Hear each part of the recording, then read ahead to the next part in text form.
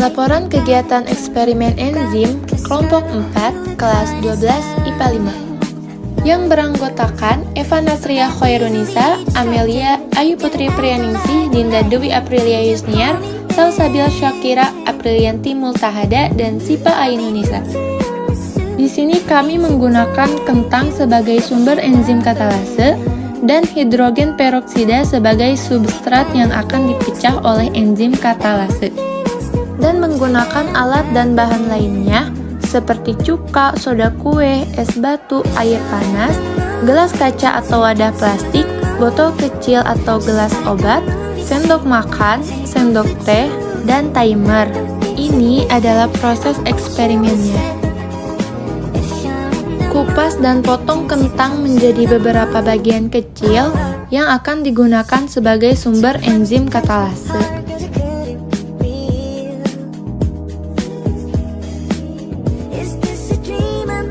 Lalu, haluskan kentang menggunakan alat penghalus atau blender.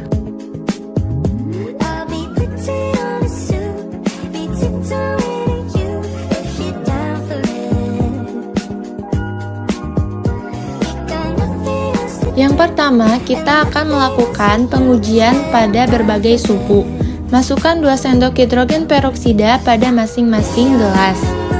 Dan masukkan 1 sendok kentang yang sudah dihaluskan. Gelas pertama diuji pada suhu tinggi, gelas kedua diuji pada suhu rendah, dan gelas ketiga diuji pada suhu kamar.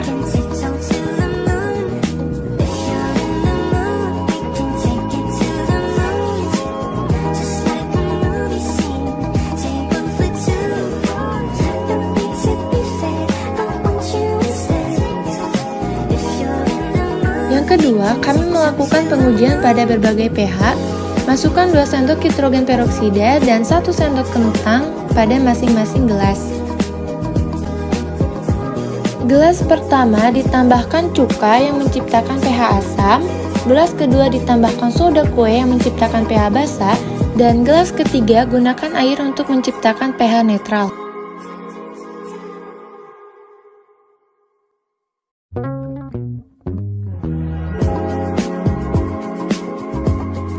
Hasil pengamatan pengaruh suhu. Suhu rendah, air es. Ketika kita menggunakan air dingin, semua gerakan menjadi lambat. Jadi, enzim tidak bekerja dengan baik dan hanya sedikit gelembung yang muncul karena gerakan molekul yang lambat. Di suhu ruangan, di sini enzim bisa bergerak sedikit lebih cepat dibandingkan di suhu rendah, sehingga banyak gelembung muncul. Dan di suhu tinggi atau air hangat, di hasil pengamatan yang kami lakukan, suhu ini yang terbaik untuk enzim.